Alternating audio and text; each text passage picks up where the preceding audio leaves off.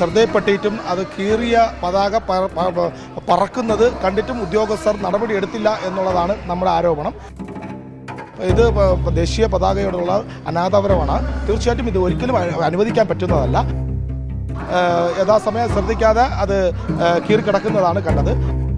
സ്വാതന്ത്ര്യം കിട്ടിയിട്ട് ഇന്നേ വരെ ദേശീയ പതാകയെ അംഗീകരിക്കപ്പെടാത്ത ഒരു പാർട്ടി ഭരിക്കുമ്പോൾ ഇതിനപ്പുറവും ഇവിടെ കാണാൻ സാധ്യതയുണ്ട് എന്നുള്ളതാണ് നമ്മുടെ അഭിപ്രായം.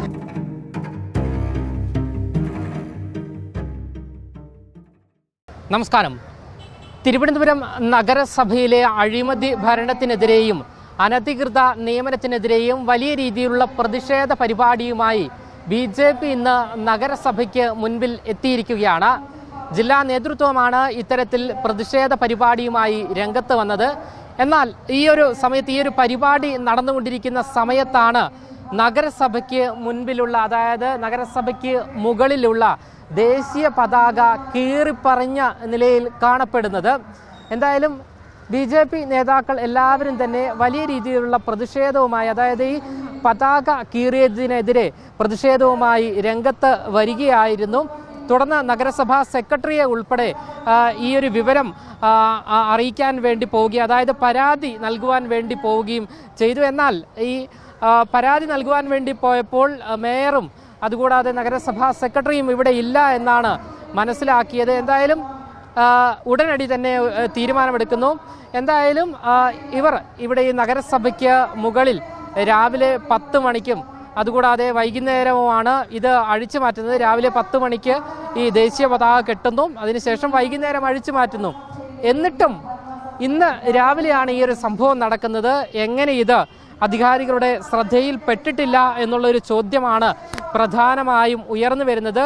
BJP കൗൺസിലർമാർ നിലവിൽ പോലീസിനടക്കം പരാതി നൽകിയിരിക്കുകയാണ്. വളരെ വലിയൊരു വീഴ്ചയാണ് നിലവിലിപ്പോൾ ഇവിടെ സംഭവിച്ചിരിക്കുന്നത് എന്ന് തന്നെയാണ് നമുക്ക് മനസ്സിലാക്കാൻ സാധിക്കുന്നത്. എന്തായാലും ആ ദൃശ്യങ്ങൾ നമുക്കൊന്ന് കാണാം.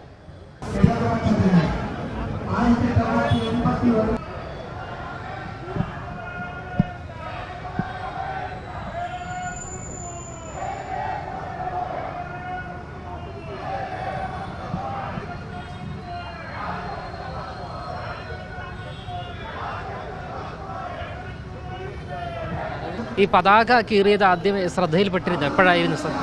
ഇപ്പോൾ നമ്മൾ ഒരു അരമണിക്കൂർ മുമ്പെയാണ് നമ്മൾ ശ്രദ്ധയിൽപ്പെട്ടത്. തീർച്ചയായിട്ടും ആ പതാക കീറിയത് അറിയാമല്ലോ. ദേശീയ പതാക രാവിലെ 10 മണിക്ക് ഉയർത്തുകയും വൈകുന്നേരം 5 മണിക്ക് താഴ്ത്തുകയും അതുമാണ് സർക്കാർ സ്ഥാപനങ്ങൾ ചെയ്യുന്നത്. തീർച്ചയായിട്ടും അത് കീറിയത് ശ്രദ്ധയിൽപ്പെട്ടിട്ടും അത് കീറിയ പതാക പറക്കുന്നത് കണ്ടിട്ടും ഉദ്യോഗസ്ഥർ നടപടിയെടുത്തില്ല എന്നുള്ളതാണ് നമ്മുടെ ആരോപണം. ആരോപണമല്ല, അതാണ് സത്യം. അത് തീർച്ചയായിട്ടും ഉദ്യോഗസ്ഥന്മാരെ ശ്രദ്ധയിൽപ്പെടുത്തിയിട്ടുണ്ട്. അവർ അത് മാറ്റാനുള്ള നടപടി സ്വീകരിക്കാമെന്ന് പറഞ്ഞിട്ടുണ്ട്. ഇപ്പോൾ മാറ്റിയിരിക്കുകയാണ്. തീർച്ചയായിട്ടും നമ്മൾ പരാതിയായിട്ട് പോലീസിൽ പറയും. ഇത് ദേശീയ പതാകയോടുള്ള അനാദരവാണ്. തീർച്ചയായിട്ടും ഇത് ഒരിക്കലും അനുവദിക്കാൻ പറ്റുന്നതല്ല.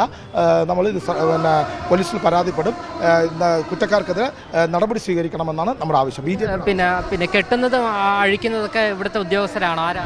ഇവിടെ അതിനൊരു ചുമതലപ്പെട്ട ഒരു ഉദ്യോഗസ്ഥരെ ഏർപ്പെടുത്തിയിട്ടുണ്ട്. അതിന് ചുമതലപ്പെട്ട ആൾക്കാർ ഏർപ്പെടുത്തിയിട്ടുണ്ട്. പക്ഷേ അത് യഥാസമയം ശ്രദ്ധിക്കാതെ അത് കീറിക്കിടക്കുന്നതാണ് കണ്ടത്. ഇപ്പോൾ ഇവിടെ നമ്മൾ സമരത്തിൽ വന്നപ്പോൾ നമ്മളാണ് ഇത് കണ്ടത്. നമ്മളാണ് മാധ്യമങ്ങളുടെ ശ്രദ്ധയിൽ കൊണ്ടുവന്നതും. അതുപോലെ തന്നെ സെക്രട്ടറിയുടെ അടുത്ത് പരാതി കൊടുക്കാൻ വേണ്ടി പോയ സമയത്ത് സെക്രട്ടറി ആ സീറ്റിലില്ല, മേയറും ആ സീറ്റിലില്ല.